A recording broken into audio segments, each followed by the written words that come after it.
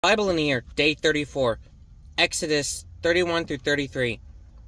The Lord said to Moses, See, I have called by name Bezalel, the son of Uri, son of Hur, of the tribe of Judah, and I have filled him with the Spirit of God, with ability and intelligence, with knowledge and all craftsmanship, to devise artistic designs, to work in gold, silver, and bronze, in cutting stones for setting, and in carving wood, to work in every craft. And behold, I have appointed with him Aholiab, the son of Ahisamach, of the tribe of Dan. And I have given to all able men ability, that they may make all that I have commanded you: the tent of meeting, and the ark of testimony, and the mercy seat that is on it, and all the furnishings of the tent, the table and its utensils, and the pure lampstand with all its utensils, and the altar of incense, and the altar of burnt offering with all its utensils, and the basin and its stand, and the finely worked garments, the holy garments for Aaron the priest, and the garments of his sons for their service as priests, and the anointing oil and the fragrant incense for the holy place, according to all that I have commanded you, they shall do. And the Lord said to Moses, You are to speak to the people of Israel, and say, Above all, you shall keep my Sabbaths, for this is a sign between me and you throughout your generations, that you may know that I am the Lord, that I the Lord sanctify you. You shall keep the Sabbath, because it is holy for you. Everyone who profanes it shall be put to death. Whoever does any work on it, that soul shall be cut off from among his people.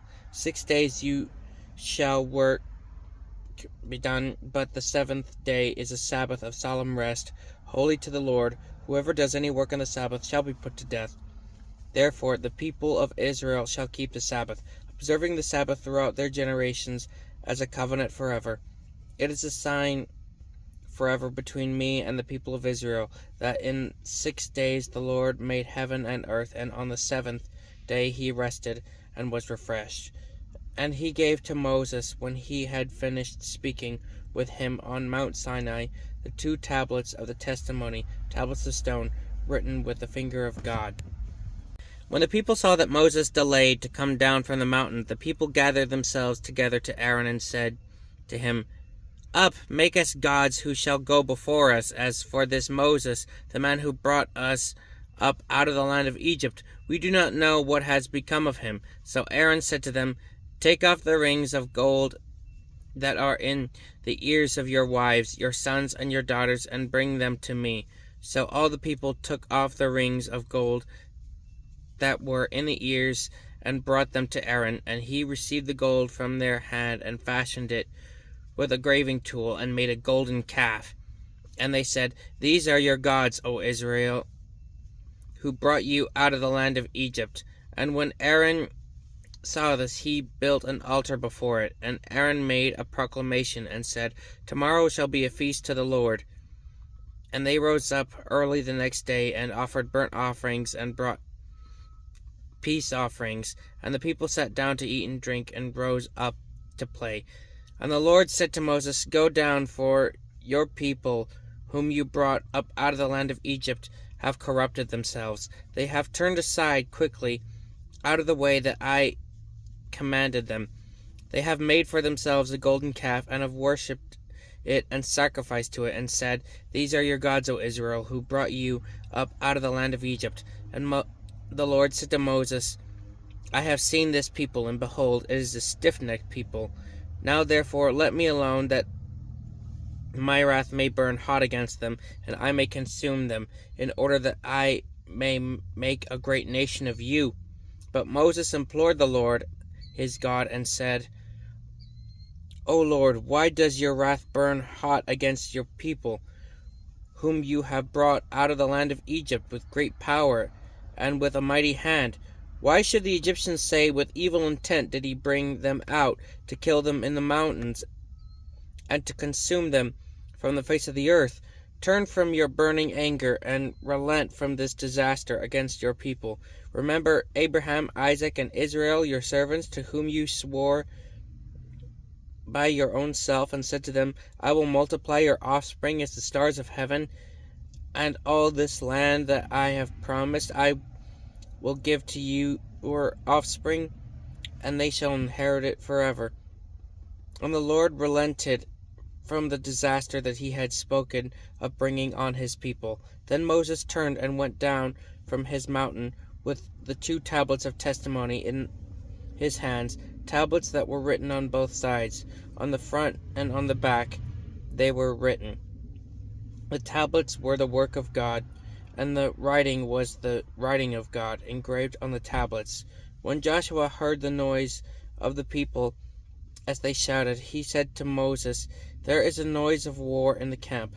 But he said, "It is not a sound of shouting for victory, or the sound of the cry of defeat, but the sound of singing that I hear." And as soon as he came near the camp, he saw the calf and the dancing. Moses' anger burned hot, and he threw the tablets out of his hands and broke them at the foot of the mountain. He took the calf that they made and burned it with fire and ground it to powder and scattered it on the water and made the people drink it. And Moses said to Aaron, "What did this people do to you that you have brought such great sin upon them?" And Aaron said, "Let not the anger of my Lord burn hot. You know the people, that they are set on evil. For they said to me, 'Make us gods, who shall go before us.' As for this Moses, the man who brought us out of the land of Egypt, we do not know what has become of him." So I said to them, "Let any who have gold take it off." So they gave it to me. I threw it into the fire, and out came this calf. And when Moses saw that the people had broken loose, for Aaron had let them break loose, to the derision of their enemies, then Moses stood in the gates of the camp and said, "Who is the Lord on the Lord's side? Come to me." And the sons of Levi gathered around him. And he said to them, "Thus says the Lord God of Israel, put your sword on your side, each of you, and go to and fro from the gate throughout the camp. And each of you will kill his brother and his companion and his neighbor." And the sons of Levi did according to the word of Moses. And that day about 3,000 men of the people fell. And Moses said, "Today you have been ordained for the service of the Lord, each one at the cost of his son and of his brother, so that he might bestow a blessing upon this day." The next day Moses said to the people, "You have sinned a great sin, and now I will go up to the Lord. Perhaps I can make atonement for your sin." So Moses returned to the Lord and said, "Alas, this people has sinned a great sin. They made for themselves gods of gold. But now, if you will, forgive their sin, but if not, please blot me out of your book that you have written." But the Lord said to Moses, "Whoever has sinned against me I will blot out of my book. But now go, lead the people to the place about which I have spoken to you. Behold, my angel shall go before you. Nevertheless, in the day when I visit, I will visit their sin upon them."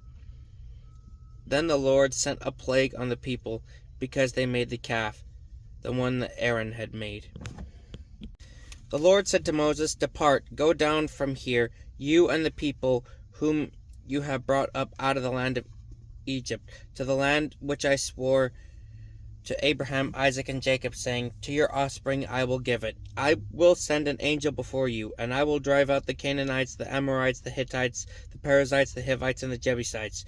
Go up to the land flowing with milk and honey, but I will not go among you, lest I consume you on the way, for you are a stiff-necked people."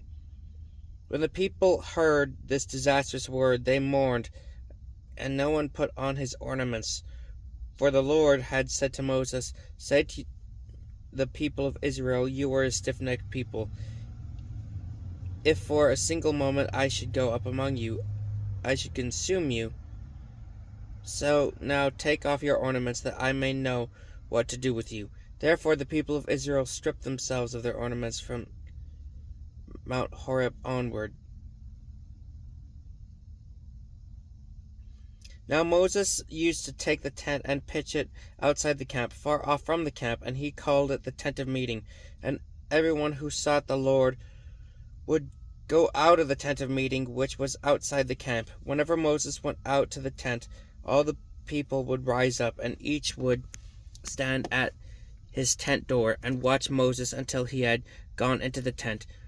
When Moses entered the tent, the pillar of cloud would descend and stand at the entrance of the tent, and the Lord would speak with Moses. And when all the people saw the pillar of cloud standing at the entrance of the tent, all the people would rise up and worship, each at his tent door. Thus the Lord used to speak to Moses face to face, as a man speaks to his friend. When Moses turned again into the camp, his assistant Joshua, the son of Nun, a young man, would not depart from the tent.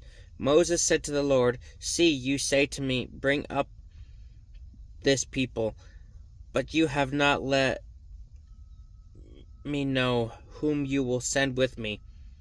Yet you have said, I know you by name, and you have also found favor in my sight. Now therefore, if I found favor in your sight, please show me now your ways, that I may know you, in order to find favor in your sight. Consider too that this nation is your people." And he said, "My presence will go with you, and I will give you rest."